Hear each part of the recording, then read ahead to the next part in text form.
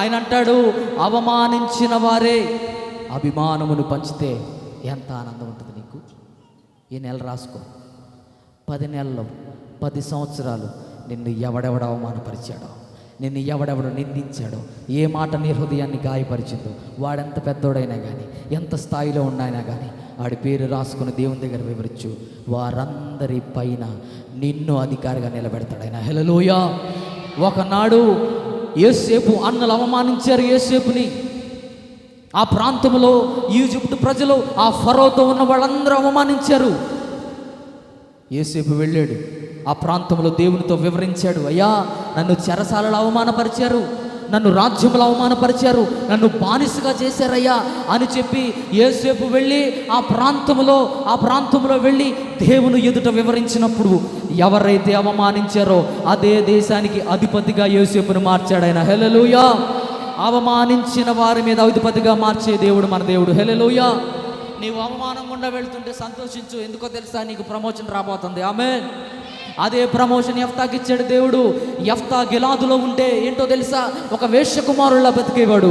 యెఫ్తా అవమానించబడి వెలివేయబడి ఆ ప్రాంతాన్ని విడిచిపెట్టి వేరో టోబు అనే దేశానికి వచ్చి ఎవడు లేనివాడిగా బ్రతుకుతా ఉంటే దేవుడు యెఫ్తా స్థితిని ఎలా మార్చాడో తెలుసా, వెలివేసిన వాడు వెతుక్కుంటూ వచ్చేటట్లు మార్చాడు, అవమానించిన వాడు అభిమానాన్ని పంచేటట్లు మార్చాడు, అవమానించే వారందరికీ పైగా అధికారిగా మార్చేశాడు దేవుడు. హల్లెలూయా. హల్లెలూయా. ఇంకో అద్భుతమైన మాట ఏంటో చెప్పనా, ఆ ప్రాంతంలో యెఫ్తా ఇదంతా అడిగిన తర్వాత గిలాదు పెద్దలు ఏమంటారు తెలుసా, అయ్యా ఇదిగో గిలాదులో నివాసమై ఉన్న మా అందరి మీద నీవు అధికారిగా ఉండు అని చెప్తున్నారంట. గట్టిగా చప్పట్లు కొట్టి ఆయన నామాన్ని మహింపరుద్దాం. హల్లెలూయా. హల్లెలూయా. ఇప్పటి వరకు మొదట ఏమన్నారు పెద్దలందరూ, మా మీద నువ్వు అధిపతిగా ఉండయ్యా అన్నారు. ఇప్పుడు ఏమంటున్నారు తెలుసా, గిలాదులో ఉన్న నివసిస్తూ ఉన్న ప్రతి ఒక్కరికి పైన నీవే అధికారివి. హల్లెలూయా. ఈ మాటలో ఎంత అర్థం ఉందో చెప్పనా, ఆనాడు యెఫ్తా రోడ్డు మీద నడుచుకుంటూ వెళుతుంటే ఆ చుట్టుపక్కల ఉన్న వాళ్ళు యెఫ్తాని చూసిన వాళ్ళందరూ అనుకుంటున్నారు, అరే వీడు వేశ్యకుమారుడురా, వీడికి పనికిమాలినోడురా, వీడు పాపం చేస్తే పుట్టాడురా, వీడికి ఏ అధికారం లేదు, వీడు ఇలాంటోడు అని చెప్పి ఎవరైతే యెఫ్తా వెనక ముందు గుంపులుగా మాట్లాడుకున్నారో దేవుడు అంటున్నాడు, బిడ్డ నీకు అన్యాయం చేసిన అధికారులమైన కాదు, నువ్వు అవమానిస్తూ నీ వెనక ఎంతమంది అయితే అవమానకరంగా మాట్లాడారో వారందరి పైన నీవే అధికారం అంటున్నాడు. హల్లెలూయా. హల్లెలూయా. అంత గొప్ప స్థాయి దేవుడు యెఫ్తాకి ఎందుకు ఇచ్చాడో తెలుసా, ఇదిగో యెఫ్తా అన్నీ తీసుకొని దేవుని మందిరంలో వివరించడానికి వస్తున్నాడంట. ఈరోజు నీ జీవితంలో నీ పరిస్థితుల గురించి దేవుని దగ్గర వివరించగలుగుతున్నావా? నీకు ఏదైనా సమస్య రాగానే మా ఇంట్లో ఒక వ్యక్తి ఉంటాడు, ఆ వ్యక్తికి ఫోన్ చేస్తే నా సమస్య తీరుద్దని నువ్వు అనుకుంటావు. కానీ యెఫ్తా అట్లా చేయలే.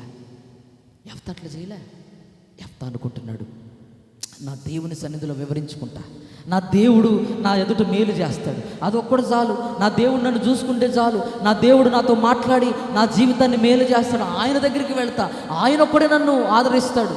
ఈరోజు మీకు మాట చెప్పనా, నన్ను క్షమించండి ఈ మాట అంటున్నందుకు.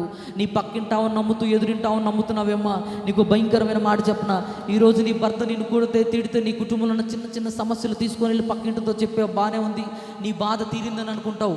నీవు అక్కడి నుంచి ఇక్కడికి వచ్చాక జరిగే ఒక విషయం ఏంటో చెప్పనా, నీ ఒక్క మాట చెప్తే దానికి 100 మాటలు కలిపి పక్కింటికి వెళ్ళుద్ది. అక్కడి నుంచి ఆ 3వ ఇంకో 100 మాటలు కలిపి ఇంకో పక్కింటికి వెళ్ళుద్ది. నీ ఇంట్లో గుట్టుగా ఉండాల్సిన పరిస్థితి ఊరంతా పాకిపోయేటట్లు చేస్తారు. ఎక్కడ వివరించావు? నువ్వు నమ్మిన వాళ్ళ దగ్గర, నీ ఇంట్లో ఉన్నోళ్ళ దగ్గర.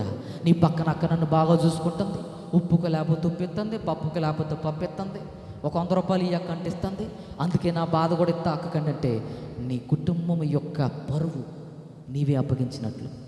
ఈరోజు ఎన్నిసార్లు నీ భర్త పరువు నువ్వు తీసావో, నీ కుటుంబం పరువు నువ్వే తీసుకున్నావేమో. యెఫ్తా అట్లా చేయలే. నాకెవ్వరు వద్దయ్యా, నువ్వు చాలు, నాకు నీ దగ్గరికి వస్తా, నీ దగ్గర మొరపెడతా అన్నాడు. మొరపెట్టాడు. దేవుడు అవమానించిన వారిపైన అధికారిగా మార్చాడు ఆయన. హల్లెలూయా. హల్లెలూయా. ఈరోజు నీ జీవితంలో అధికారిగా మారాలి, అవమానించిన వారికి పైగా నిలబడాలి అని అంటే నువ్వు ఏదో గొప్ప కార్యాలు చేయాల్సిన పనిలే. అవమానం పొందిన ప్రాంతంలో అవమానం పొందిన విషయాలు దేవుని దగ్గర వివరించు. దేవుడిని విడిచిపెట్టేవాడు కాదు. దేవుడు అంటాడు, తన ప్రజలతో అంటాడు, ఇదిగో ఇశ్రాయేలు ప్రజలారా, నేను మీకు ఒక మాట ఇస్తున్నాను, నీకు వ్యతిరేకముగా నిలబడిన వారందరూ కూడా నీ పక్షము వారవుతాడు అంటున్నాడు. హల్లెలూయా. నీకు వ్యతిరేకముగా నిలబడిన గుంపంతయు కూడా. చదువుతారా మాట? యెషయా గ్రంథానికి వెళ్దాం ఒకసారి. యెషయా గ్రంథంకి వెళ్దాం ఒకసారి. యెషయా గ్రంథం 54:15. జనులు గుంపు కూడినను వారు నా వలన కూడరు, నీకు విరోధముగా గుంపు కూడువారు నీ పక్షము వారగుదురు. హల్లెలూయా, హల్లెలూయా. ఇప్పుడు దేవుడు ఈ మాట ఎలా నెరవేరుస్తున్నాడో తెలుసా? యెఫ్తా జీవితంలో ఒకనాడు యెఫ్తా వెళ్ళేటప్పుడు ఎవడైతే గుంపు కూడి యెఫ్తా గురించి మాట్లాడారో, ఎవరైతే యెఫ్తాకు వ్యతిరేకంగా మాట్లాడారో, ఎవరైతే యెఫ్తాని హింసిస్తూ నోటి మాటలతో గాయపరుస్తున్నారో, వ్యతిరేకంగా మాట్లాడుతున్నారో, హలో, ఇప్పుడు వారందరూ ఎక్కడ ఉన్నారో తెలుసా? యెఫ్తా నాయకత్వంలో యెఫ్తా వెనక నిలబడి ఉన్నారంట. హల్లెలూయా, హల్లెలూయా. ఇప్పుడు యెఫ్తాకి వ్యతిరేకంగా గుంపు కూడిన వారందరూ ఏమైపోయారు? యెఫ్తా పక్షం వారైపోయారు. హల్లెలూయా. ఇప్పుడు యెఫ్తా ముందు నిలబడ్డాడు. యెఫ్తాకి దేవుడు ఎంత గొప్ప స్థాయి ఇచ్చాడో చెప్పనా? ఏ దేశములో అయితే, ఏ ప్రాంతములో అయితే యెఫ్తాకి అన్యాయం జరిగిందో అదే ప్రాంతానికి యెఫ్తాని న్యాయాధిపతిగా మార్చాడు ఆయన. హల్లెలూయా. అన్యాయము పొందిన దేశానికి న్యాయాధిపతిగా మార్చాడు ఆయన. హల్లెలూయా. యెఫ్తా అనుకుంటున్నాడు, టోబు ప్రాంతానికి వెళ్ళి, అయ్యా నాకు ఆ ప్రాంతంలో అన్యాయం జరిగిందయ్యా, నాకు న్యాయం చేసేవాడు ఎవడూ లేడయ్యా అంటే దేవుడు అంటున్నాడు, ఆ ప్రాంతంలో న్యాయం చేసేవాడు ఎవడూ లేడా? అవునయ్యా, నేను చెప్తున్నా నేను బిడ్డ, ఆ ప్రాంతంలో నీకు న్యాయం చేసేవాడు ఎవడో లేకపోవడం కాదు, ఆ ప్రాంతానికే నీవు న్యాయాధిపతిగా మార్చబడతా ఉంటున్నాడు. హల్లెలూయా, హల్లెలూయా. ఆ ప్రాంతానికి యెఫ్తా న్యాయాధిపతి అయిపోయాడు. ఒకనాడు అన్యాయం పాలైనడు, తల్లి లేదు, తండ్రి లేదు, ఎవడు లేడు, వీడు ఏం చేసినా ఎవడేమంటాళ్లే అనుకున్న పరిస్థితిలో ఉన్నవాడు ఇప్పుడు యెఫ్తా నోట ఏది పలికితే అది శాసనం. యెఫ్తా చంపమంటే చంపాలా, యెఫ్తా బ్రతికించమంటే బ్రతికించాలా, యెఫ్తా నోటి నుంచి వచ్చిందే న్యాయం. హల్లెలూయా, హల్లెలూయా. ఎందుకు దేవుడు ఇంత గొప్పగా మార్చాడయ్యా అనంటే, న్యాయాధిపతుల గ్రంథం 11వ అధ్యాయం 11వ వచనం చివర ఒక మాట రాయబడి ఉంటుంది. ఏంటో చెప్పనా? అప్పుడు యెఫ్తా మిస్పాలో యెహోవా సన్నిధిని తన సంగతంతయు వినిపించేశాడంట. హల్లెలూయా. యెఫ్తా చేస్తున్న పనేంటో తెలుసా? యెఫ్తా చేస్తున్న పనేంటో తెలుసా? తన సంగతంతా పట్టుకొని వచ్చి దేవుని మందిరంలో వివరించట్లా, వినిపిస్తున్నాడంట. వినిపించడం అంటే ఏంటో తెలుసా? ఈరోజు నీకు ఎవడైనా ఫోన్ మాట్లాడాడు అనుకో, ఎవడైనా పక్కనోడు తిడుతున్నాడు అనుకో, ఏం చేస్తావు? నీకు తెలివి ఎక్కువగా రికార్డు కొడతావా లేదా? రికార్డు కొట్టి ఏం చేస్తావు? వాడు రాగానే, అక్క నిన్నేమన్నారో తెలుసా, ఇట్రా వినిపిస్తారా అని చెప్పి నువ్వు వాడిని తిట్టిన బూతులన్నీ వినిపించి వాళ్ళిద్దరి మధ్యలో చిచ్చు పెట్టి చూసి, ఎందుకు అక్క కొట్టుకుంటారట్ట అని అనేది నువ్వే. అసలు వాళ్ళిద్దరు కొట్టుకోవడానికి కారణమే నువ్వాయా. మళ్ళా ప్రతీది అక్షరాల ప్రతీది దేవుని సన్నిధిలో వివరిస్తున్నాడంట. హల్లెలూయా, హల్లెలూయా. వినిపిస్తున్నాడంట. ఈరోజు విశ్వాసిగా, అమ్మ, మీ యొక్క ఆత్మీయ అనుభవం నాకు తెలియదు, మీ జీవితాల్లో ఎన్ని సంవత్సరాల విశ్వాస జీవితంలో నీకు ఏదైనా చిన్న సమస్య రాగానే దేవుని సన్నిధికి వచ్చి, అయ్యా నన్ను ఇట్లా అన్నారు, నా పరిస్థితి ఇలా ఉంది, ఈ నెల ఎలాగంటావు అని చెప్పి ఒక మనిషితో, ఒక స్నేహితునితో మాట్లాడినట్లు నీ పరిస్థితి ఈ రోజు అని వివరించావా? నీ ప్రార్థన ఎలా ఉంటుందో చెప్పనా? నీ ప్రార్థన, అయ్యా నాకు ఈ సమస్య వచ్చింది, కాపాడయ్యా, నా జీవితం ఇలా ఉంది, కాపాడయ్యా, నేను అక్కడికి వెళ్తున్నా, నేను అక్కడికి వెళ్తాను, నాకు డబ్బులు ఇచ్చేటట్టు చెయ్యయ్యా అని చెప్పి ఆమెను వెళ్ళిపోతావు. వెళ్ళిపోయి అక్కడ వివరిస్తావు. ఏం వివరిస్తావు? అయ్యా నా ఇంటికి ఈ సమస్య వచ్చింది, అయ్యా ఇప్పుడు ఈ అప్పు కట్టకపోతే నన్ను తీసుకెళ్ళి జైలేస్తారు, అయ్యా ఈ అప్పు కట్టకపోతే ఇప్పుడు ఆ యొక్క ఈఎంఐలు పోతాయి అని మనుషుని దగ్గర వివరిస్తావు. మనుషుడికి వినిపిస్తావు సమస్తం. ఎవరికి వినిపించాల్సింది ఎవరికి వినిపిస్తున్నావు? ఈరోజు యెఫ్తా ఎవ్వరికి వినిపించలా, దేవునికి వినిపించాడు. దేవుడు విన్నాడు, యెఫ్తాకి వాగ్దానం చేశాడు. యెఫ్తా, యెఫ్తా ఈ మాట రాసి పెట్టుకో, పర్వతాలు తొలగినా, మెట్టెలు దద్దరిల్లినా నా కృప నిన్ను వీడిపోదు. హల్లెలూయా, హల్లెలూయా. నా కృప నిన్ను వీడిపోక నీ జీవితాన్ని ఆశీర్వాదకరంగా మార్చడానికి నేను నీ కోసం యుద్ధము చేస్తాను. హల్లెలూయా. అయిపోయేటప్పుడు హల్లెలూయా. దేవుడు యెఫ్తాతో మాట్లాడిన మాట ఈరోజు నీతో చెప్తున్నాడు. ఆయన కృప నిన్ను వీడిపోకుండా ఉండాలని గొప్ప ప్రణాళిక కలిగి ఉన్నాడు. ఈరోజు నీ జీవితంలో నిన్ను వెలివేసిన వారికి, నిన్ను ఎవడైతే వెలివేశారో వారే నిన్ను వెతికేటట్లు నా దేవుడు మార్చగలడు. ఎవరైతే నిన్ను అవమానించారో వారి మీదే నిన్ను అధికారిగా మార్చగలడు. ఎవరైతే నీకు వ్యతిరేకంగా ఉన్నారో వారిని నీ పక్షంగా మార్చగలడు ఆయన. హల్లెలూయా. అలా మార్చాలనంటే నువ్వు చేయాల్సింది ఏంటో చెప్పనా?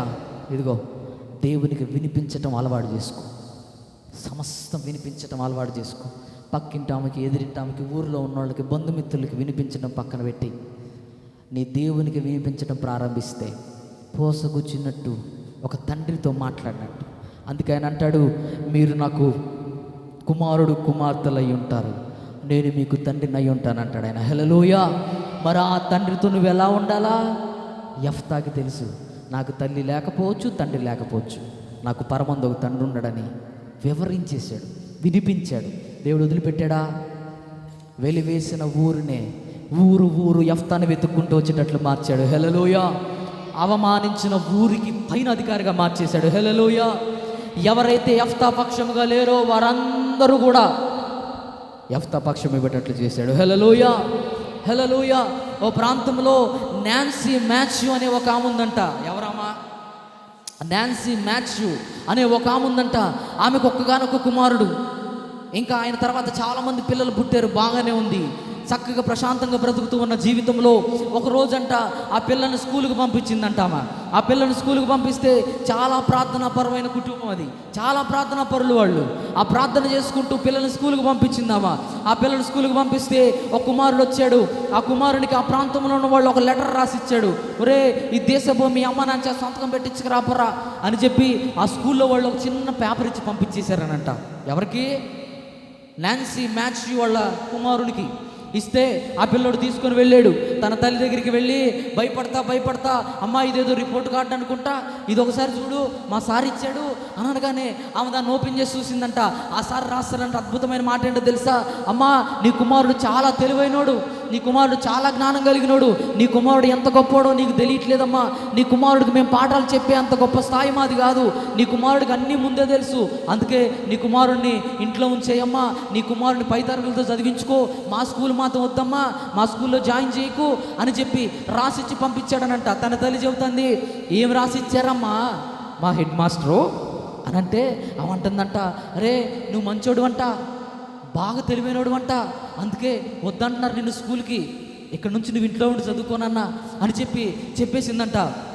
ఆడు చక్కగా నవ్వుకుంటూ పరిగెత్తుకుంటూ వెళ్ళిపోయి, అబ్బా నేను ఎంత తెలివైనోన్నా, నేను ఎంత తెలివైనోన్నా అని చెప్పి చక్కగా ఆనందపడుతూ బయటికి వెళ్ళిపోయిన తర్వాత ఆ తల్లి ఆ పేపర్ తీసుకొని తన ప్రార్థన గదిలోనికి వెళ్ళి ఆ ప్రాంతంలో కూర్చొని ఆ పేపర్ తెరిస్తే దాని మీద రాయబడిన విషయం ఏంటో తెలుసా? నీ కొడుకుకు చదువు రావటం జన్మలో జరగదు, నీ కొడుకుకి మెంటలో, నీ కొడుకుకి బ్రెయిన్ కూడా ఎదగలేదు, నీ కుమారుడికి మేము చదువు చెప్పలేము, మా స్కూల్లో నుంచి తీసేయండి అని చెప్పి ఒక పేపర్లో రాసి ఆమెకి ఇస్తే ఆ పేపర్ తీసుకొని వెళ్ళింది, దేవుని మందిరంలో పెట్టింది. ఆ మాట తన కుమారుడితో చెప్పకుండా ఆ పేపర్ తీసుకొని ప్రార్థన చేయటం ప్రారంభించింది. సమస్తాన్ని వివరిస్తుంది. ఎవరికి? దేవునికి వివరిస్తూ ఉందంట. రోజు కుమారుడు వస్తున్నాడు, అమ్మా ఏంటమ్మా అన్నాడంటే, నేను చదువు చెప్తారా నాన్న నీకు అని చెప్పి అంత బాగా చదువు చెబుతా ఉందనంట. కొన్ని దినాలకి నాన్సీ మాథ్యూకి దేవుడు ఒక వాగ్దానం చేశాడంట. ఏందమ్మా నీ పరిస్థితి, ఎందుకు రోజు నాకు ఎందుకు వినిపిస్తున్నావు అని అంటే, ఇదిగయ్యా నా కుమారుడు వెలివేయబడ్డాడయ్యా, నా కుమారుడిని స్కూల్ నెట్టివేసిందయ్యా, నా కుమారుడు జ్ఞానం లేడు అన్నాడయ్యా, నా కుమారుడు తెలివిలోడు అంటున్నారయ్యా, ఏం చేయాలి నా పరిస్థితి అంటే, ఒకనాడు నీకు ఇచ్చిన వాగ్దానం, ఒకనాడు యెఫ్తాకి ఇచ్చిన వాగ్దానం దేవుడు నాన్సీ మాథ్యూ కూడా అనుగ్రహించాడు. హల్లెలూయా. ఆయన అంటున్నాడు, నాన్సీ నీకు మాట చెప్తున్నా విను, పర్వతములు తొలగిన, మెట్టలు తద్దరిల్లిన, నా కృప నీ కుమారుని వీడిపోదు. కొట్టు గట్టిగా చాపట్ల హల్లెలూయా, హల్లెలూయా. ఆమె ఆ వాగ్దానాన్ని పొందుకొని ప్రార్థన చేయడం ప్రారంభించింది. రోజులు మారుతున్నాయి, సంవత్సరాలు మారుతున్నాయి, మిగతా పిల్లలు చదువుకుంటూ ఉన్నారు. అనుకోకుండా ఒకరోజు ఆ ప్రాంతంలో లైట్ లేదు, ఏమీ లేదు, ఆ యొక్క కాడలు పట్టుకొని తిరుగుతూ ఉన్నారు. ఆయిల్తో ఎరిగే బుడ్డి దీపాలు పట్టుకొని తిరుగుతూ ఉంటే ఆ ప్రాంతంలో ఒకరోజు ఆ నాన్సీ మాథ్యూ యొక్క కుమారునికి ఒక ఆలోచన వచ్చింది. అరే, చీకటితో నింపబడిన ప్రాంతాన్ని వెలిగించగలనుగా ఎందుకు, నేను తెలివైనోనంటగా,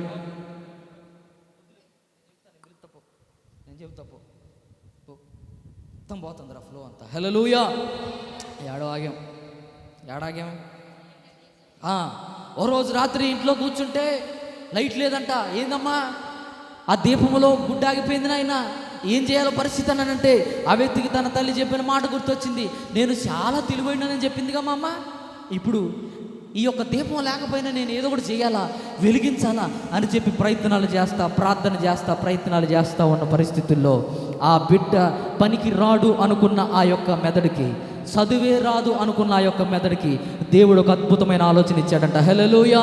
ఆ వ్యక్తితో చెబుతున్నాడు, ఇదిగో నాన్సీ మాథ్యూ, నీ కుమారుడు వెలువైపోయినోడు అంటున్నావు కదా, నీ కుమారుడు అవమానపరచబడ్డాడు కదా, నీ కుమారుడు గురించి నడుస్తూ వెళుతున్నప్పుడు అందరూ ఏమంటున్నారు, అరే వీడిని స్కూల్లో నుంచి నెట్టేశారా, వీడిని స్కూల్లోకి రానివద్దన్నారా అని మాట్లాడుకుంటున్నారు కదా. ఇప్పుడు చెప్తున్నాను చూడు, ఎక్కడైతే వెలివేయబడ్డాడో వాళ్ళు నీ కుమారుడిని వెతుక్కొని వచ్చేటట్లు నేను చేస్తానని చెప్పాడు. హల్లెలూయా అని చెప్పి ఆ యొక్క నాన్సీ మాథ్యూ కుమారునికి ఒక ఆలోచన ఇచ్చాడు.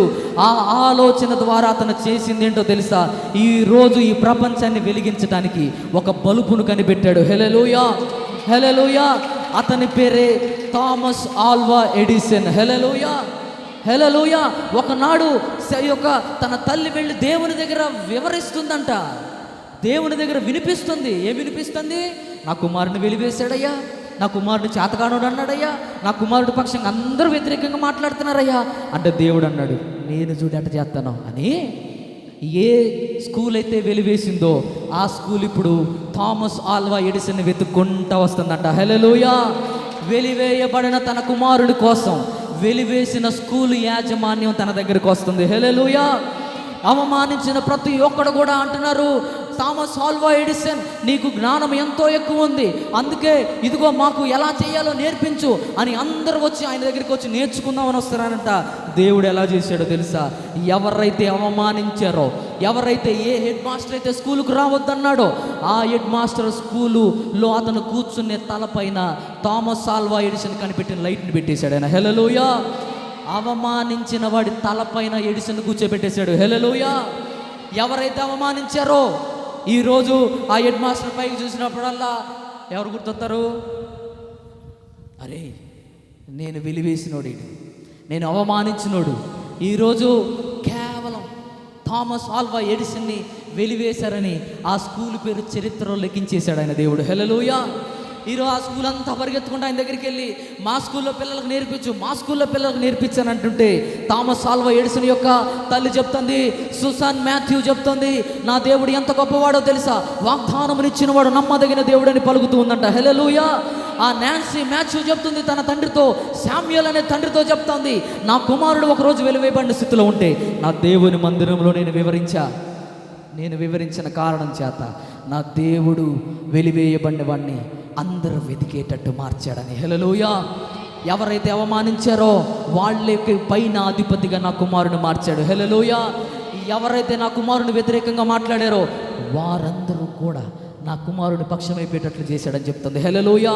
ఇప్పటిదాకా థామస్ ఆల్వా ఎడిసన్ అంటే పిచ్చోడు, పనికి మాలోడు అని చెప్పిన వాళ్ళు ఇప్పుడు చెప్తున్నారు, అరే థామస్ ఆల్వా ఎడిసన్ ఎవరో తెలుసా, ఒకరోజు ఆయన పక్కన కూర్చున్నాను నేను, ఆ స్కూల్లో ఆయనతో పాటు కలిసి చదివా, ఆయన మా లైన్లోనే ఉంటాడు, మా ఇంట్లోనే ఉంటాడు అని చెప్పున్నంతగా వెలివేయబడిన వాడి స్థితిని దేవుడు ఆశీర్వదించాడు. హల్లెలూయా, హల్లెలూయా. ఎందుకో చెప్పనా? తన తల్లి వెలివేయబడిన స్థితిని దేవుని సన్నిధిన మిస్పా అనే ప్రాంతంలో వినిపించింది. ఈరోజు ఈ 10వ నెలలో 11వ నెలలో నా దేవునితో చెప్తున్నమాట, ఇలా నీ పరిస్థితిని నా దేవుని దగ్గర వినిపించగలుగుతావా? ఆ ఒక్క మాట వినిపిస్తూ ఉంటే విన్న దేవుడు వెలివేయబడిన వాడిని ఆశీర్వదిస్తానని చెప్పి అన్యాయము జరిగిన దేశానికి న్యాయాధిపతిగా మార్చినవాడు నిన్ను ఆశీర్వదించాలని ఆశపడుతున్నాడు.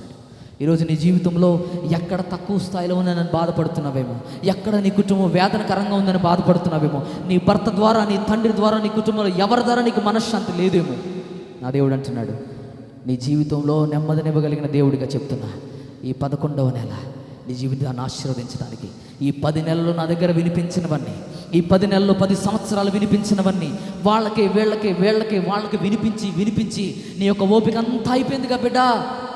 ఈ 11 నెలలో యెఫ్తా వినిపించినట్లు, ఆ యొక్క సుసాన్ మాథ్యూ అనే ఆ యొక్క స్త్రీ వినిపించినట్లు ఈరోజు నువ్వు వినిపించడానికి సిద్ధపడితే వెలివేయబడిన స్థితిని ఆశీర్వాదకరంగా మారుస్తాడు. ఆమేన్. ఎక్కడైతే అవమానపరచబడ్డావో ఆ అవమానపరచబడిన స్థితిని, ఆ అవమానపరిచిన వారందరికీ నిన్ను అధిపతిగా మారుస్తాడు. ఆమేన్. ఎప్పటిదాకా నీ కుటుంబంలో ఏదైనా చెప్పాలంటే లాస్ట్లో చెబుదామని అనుకునే వాళ్ళేమో, ఇప్పుడు నా దేవుడు ఎలా మారుస్తాడు తెలుసా? ఫస్ట్ నీకే చెప్పి ఏం చెయ్యాలో నిన్నే అడిగేటట్లు నీ కుటుంబాన్ని హెచ్చిస్తాడు. హల్లెలూయా.